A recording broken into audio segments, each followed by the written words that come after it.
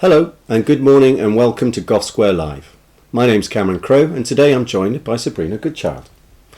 Sabrina and I are both barristers at Gough Square Chambers, specialising in, amongst other things, consumer and trading standards law and fraud, and we have, over the last several years, been instructed to prosecute some of the largest trading standards frauds across the country. So today we're going to be talking about prosecuting fraud. But why? Well, the NCA estimates fraud losses to the UK at around 190 billion every year, with many frauds either originating abroad or having an international element. The Office of National Statistics estimates over 4.6 million offences of fraud being perpetrated each year.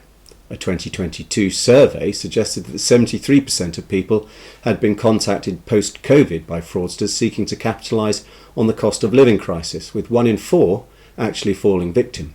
Yet, the number of fraud prosecutions is comparatively low. There have been a number of high-profile, large-scale fraud cases that have collapsed very publicly, and the principal body that was supposed to facilitate the reporting and onward investigation of fraud, Action Fraud, has, quote, proven itself unfit for purpose, end quote, according to MPs, as well as anecdotally to many in the know and at the coalface, many of whom we anticipate are listening today. In short, fraud is big business and enforcers simply aren't responding or aren't able to respond to the threats. In November last year, the House of Lords published a report that, amongst other things, considered the current state of attempts to tackle fraud. It was highly critical of the situation and called for the government to revisit its criminal justice priorities and put fraud, the UK's biggest crime, at the forefront of the national agenda. On the 3rd of May this year, the government published its fraud strategy, describing a, quote, fundamental shift, end quote, in its response to tackling fraud. The strategy suggests an end-to-end approach to cut fraud with 3 key elements. The first, pursuing fraudsters, disrupting their activities and bringing them to justice more often and quicker. The second, blocking frauds at source by dramatically reducing the number of fraud and scam communications. And the third, empowering the public to recognise, avoid and report frauds. We are obviously not going to be able to cover this vast topic in just a 20-minute talk. We aim to simply set out some of the common frauds, some important considerations for investigators and prosecutors, some of the more common offences that are prosecuted, and then the pitfalls and our top tips for avoiding them. That actually sounds rather a lot for a 20-minute talk, so we should get cracking. Before I hand over to Sabrina, however, just 2 things to tell you. Firstly, we are approaching this talk from the perspective of non-police agencies, so no thinking, what about pace? And secondly, we won't be answering any questions live on air because we have pre-recorded it. But do still feel free to email us questions and we will do our best to answer them. Thank you, Cameron. So, what common frauds are we seeing at the moment? Well, you obviously have your rogue door-to-door tradesmen, often targeting vulnerable individuals. This can be seen in a multitude of different contexts, from roofing and tarmacking through to fish sales. And you have your illicit tobacco, trademark cases and secondary ticketing, all of which can tip over easily into fraud. And in fact, there is the possibility of fraud in most regulatory investigations that are undertaken. We've of course also seen an uptick in COVID-related investigations, with a number of high-profile fraud cases arising out of the exploitation by fraudsters of the pandemic. And we're likely to see an increase in online frauds, particularly given the increasing frequency of data breaches, resulting in customer data being accessible to fraudsters, making their pitch more convincing to consumers, and not even necessarily vulnerable consumers as historically been the case. We have phishing, advance fee fraud, romance fraud, investment fraud, ticket fraud, authorised push payment fraud, and even identity theft, with a view to committing a whole range of frauds. Fraudsters are very creative and very persistent. Clearly lots going on there, and we're not going to get into specific frauds today. Generally though, how do you go about investigating fraud then? Well, it, in the first instance, obviously depends on who you are, because enforcers, or even individuals or businesses thinking about pursuing a potential private prosecution for fraud offences, obviously do not all possess the same, or sometimes any, powers to investigate. This is not a talk about powers. There will be one of those on the 7th of November, so mark your diaries. but it is normally difficult to investigate and ultimately prosecute all but the smallest of frauds without access to documentary materials, whether provided by a victim by way of a complaint, seized under powers or under a warrant. With that in mind, the next slide is a list of the specific powers of investigation under the Fraud Act 2006. Now, the eagle-eyed amongst you will have noticed that it's blank. That's because there are no investigatory powers under the Fraud Act 2006. Those powers must come from elsewhere. For Weights and Measures Authorities or the CMA, you're probably looking at Schedule 5 of the Consumer Rights Act for your investigatory powers. Secretary of State may be looking there too, but there are also other possibilities under, for instance, specific safety legislation. As I said, this is not a talk on powers, but the point is, you may need powers to properly investigate, so ensure you know that, know what they are, and how to go about exercising them appropriately and lawfully. Your powers are likely to relate to the investigation of something other than fraud. So, when should you move from considering the prosecution of regulatory offences to prosecuting fraud? The key is dishonesty.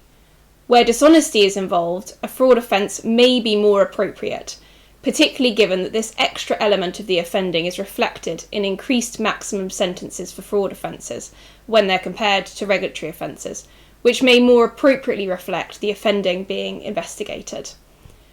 Well, what do we mean by dishonesty? Well, if you haven't dusted off your law textbooks since 2017, you may be in for a bit of a shock, as in 2017 the test for dishonesty changed.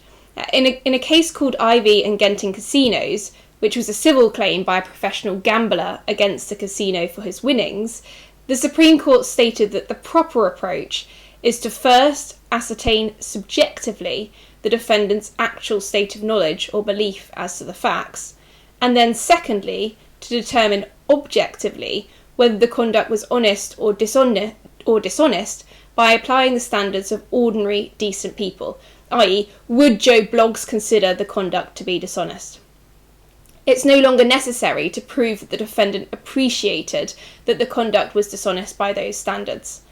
The rationale for this? Well, to avoid individuals who do not consider their conduct to be dishonest escaping a finding of dishonesty. Now, those of you who are well aware of this change and read your law books for pleasure may say, well, that was a civil case. What application does that test have in criminal prosecutions? Well, the Court of Appeal dealt with this concern in Barton by confirming that the Ivy test applies even to criminal cases. So when you're considering fraud versus regulatory offences, the best starting point is dishonesty and the test in Ivy. If dishonesty is involved, consider prosecuting fraud. Well, that brings us to looking briefly at the types of fraud offences commonly prosecuted. Under the Fraud Act 2006, there is in fact a single general fraud offence contrary to Section 1 of the Act, which carries a maximum of 10 years imprisonment, but can be committed in 3 different ways. Firstly, there's fraud by false representation, looking at Section 2. This offence would catch phishing, that is sending emails to large groups of people falsely representing that those emails have been sent by a legitimate firm, for example, or a borrower obtaining a mortgage or loan by misleading a lender about their creditworthiness. Secondly, we've got fraud by failing to disclose information that a person is under a legal duty to disclose, that's Section 3. This offence might apply, for example, in instances of failure to disclose required information in a company prospectus. And thirdly, we have fraud by abuse of position, in which a person is expected to safeguard or not act against the financial interests of another person, and that's Section 4. This offence could be applied to a situation where a trustee, fiduciary or agent defrauds the person or persons to whom they owe relevant duties. Now, fraudulent trading is also commonly prosecuted, either under the Fraud Act 2006 or the Companies Act 2006. Which act to prosecute under is dictated by the mode through which the fraud is perpetrated. If it's by a sole trader, you look to the Fraud Act. If it's through a company, then look to the Companies Act. But the maximum sentence for both is 10 years imprisonment. So, in summary, Section 9 of the Fraud Act provides a person is guilty of fraudulent trading if they are knowingly party to the carrying on of a business for any fraudulent purpose. Similarly, Section 993 of the Companies Act provides that if any business of a company is carried on for any fraudulent purpose, every person knowingly party to the carrying on of the business in that manner commits an offence. So the two most important elements, in our opinion, for both offences are the fraudulent purpose and the knowledge of the defendant. Now, fraudulent purpose is defined by the important case of Grantham, an intention to go beyond the bounds of what ordinary, decent people engaged in business would regard as honest. Happy customers don't bar a fraudulent trading offence, as there's no need to prove that the whole business is fraudulent. But usually you're looking for some degree of regularity in the offending, conducted over an extended period of time, usually with numerous complainants. What you need is sufficient evidence of fraud such that it can be characterised as a purpose of the business. And then the defendant must be knowingly party to that fraud. Now, in the case of companies, the defendant does not need to be exercising some kind of controlling or managerial function. Rather, they do need to be conducting some kind of controlling or managerial function, but there's no requirement for them to be a director, so just that they're exercising that function on behalf of the company. There's one further fraud offence of importance, and that is conspiracy to defraud. The Fraud Act did not abolish the common law offence of conspiracy to defraud, which also carries a maximum of 10 years imprisonment, despite numerous criticisms and some suggestion that it might be abolished. It is often used to catch a course of conduct that consists of a variety of fraudulent behaviour or explain criminality that may not easily fit within a series of statutory offences. Importantly, there is guidance on the use of conspiracy to defraud from the Attorney General. Typically, it will be cases involving one or some of the following. Firstly, evidence of several significant but different kinds of criminality. Secondly, several jurisdictions. Thirdly, different types of victims, for example, individuals, banks, website administrators and credit card companies. And finally, organised crime networks. Certainly many of the cases we have been instructed in arguably fall into the above, but we rarely advise pursuing this particular charge. If considering a conspiracy to defraud charge, we suggest it is essential you seek specialist legal advice before making a charging decision.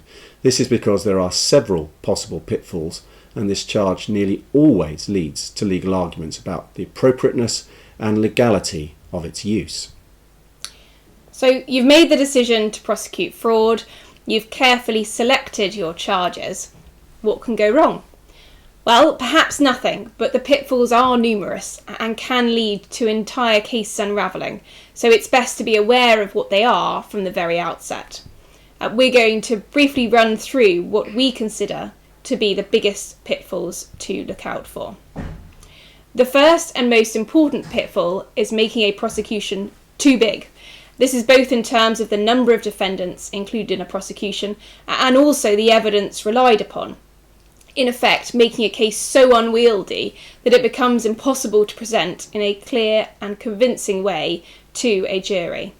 Linked to this is overcomplicating the case that you've got. Frauds can be made to look very complex, and indeed, the more skilled the fraudster, arguably the more complex the structure of the fraud. It's easy to fall into the trap of allowing this complexity into a prosecution case and attempting to put it in before a jury. Next, under-resourcing, and because these cases often start off so complex, it can take an awful lot of effort to simplify them down to understand the key criminality. Quite simply, prosecutions can fail if there isn't enough manpower to undertake the relevant analysis before commencing proceedings, but also during those proceedings. And finally, everyone's favourite topic, disclosure.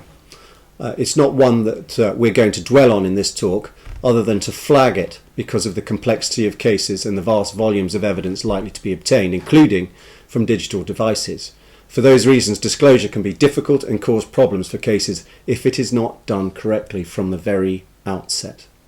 As for our top tips, in essence, they are the methods that we suggest for avoiding those pitfalls. Fraud cases cover a huge spectrum of activity, so inevitably our tips are somewhat generic and won't apply to every case, which will probably require specific legal analysis. But they have proved effective over many years in a general sense. So first, resourcing the case appropriately means recognising that fraud cases, particularly large-scale consumer frauds, which are often the ones that land in the lap of trading standard services, for instance, can be difficult to both investigate and prosecute and frequently involve multiple potential defendants, significant volumes of evidence, often digital evidence, and all the associated disclosure issues that come with it. Recognising this early allows for appropriate resources to be allocated and structures put in place from the outset. This is essential as it is very difficult to play catch-up in these cases if you fall behind. Second, seeking legal advice early and framing the case is closely linked to the above. Large frauds often have more than one strand of criminality, of varying levels of seriousness within them, as well as a variety of potential defendants. We usually find that we're brought in early to advise on the evidence and help shape the case. Which aspects should form part of the case? Should all potential defendants be prosecuted? These are key considerations. Early advice means that the investigation team and prosecutor are working together with a clear strategy and idea of the case in mind well before it gets to court. Third, stick to the parameters of the case. It is often tempting in these kinds of cases to consider expanding them beyond the original parameters. Maybe a new piece of evidence that reflects dishonesty is found in digital searches, or more complaints come in. Remember, there is a reason that parameters were set at the outset, and pulling at the threads that may be sticking out may well lead to the case unravelling. The defence are rarely looking to demonstrate innocence in these cases once they get to court. Instead, they are just trying to make the water as muddy and difficult to see through as possible. Uncertainty and doubt is enough for acquittals. Fourth, use presentational aids. So diagrams, maps, tables, graphs and charts. They all help in being able to show a jury or a judge what the case is about. And this is true in most cases, but particularly so in fraud. We've used all of the above in large-scale doorstep sale cases. For example, we've used price comparison tables, average prices of sale versus wholesale and retail, average age of victim graphs, maps to demonstrate the breadth of the operation, lots of things that you can do, and that all feeds into the final tip. Fifthly and finally, simplicity. The ultimate top tip, and actually the real skill in prosecuting fraud, is taking something that may be complex and making it simple. In our view, any fraud, no matter the size, should be capable of being summarised shortly and simply, with the evidence being the flesh on the bones of that simple summary. If you can't summarise it simply, then you may need to rethink it. So, what next in the fraud landscape? Well, Cameron's already mentioned the May 23 fraud strategy. Among other things, this promises to establish a new national fraud squad, replace action fraud with a, and I quote, state-of-the-art system for victims to report fraud and cybercrimes to the police, end quote, and to change the law to get more victims of fraud their money back. All of this is to be delivered by 2025, so do watch this space. Next, we have the Online Safety Bill, which will require online platforms to remove content that includes fraudulent adverts. It's at the committee stage in the House of Lords, so it shouldn't be too long until new obligations are placed on online platforms. Finally, we have the new Failure to Prevent Fraud offence identified in the Economic Crime and Corporate Transparency Bill. The new offence will follow the model whereby criminal liability is engaged if a person associated with a company has not been prevented from committing fraud and the company is a beneficiary of the fraud. Significantly though, this new offence will apply only to large companies where two of the qualifying criteria, which deal with the number of employees, turnover and total assets, are met. It doesn't bite on small and medium-sized companies. But an offence to keep in mind in the future if you do find yourself investigating a large company. Well, that's all from us today, and indeed until after summer. We hope this has been useful and look forward to you joining us for the next Gough Square Live, easy for me to say, on September the 12th, which will be dealing with Consumer Protection from Unfair Trading Regulations 2008, which, incidentally, are often considered alongside fraud offences. Well, that's it. It's goodbye from me. And goodbye from me. Thank you.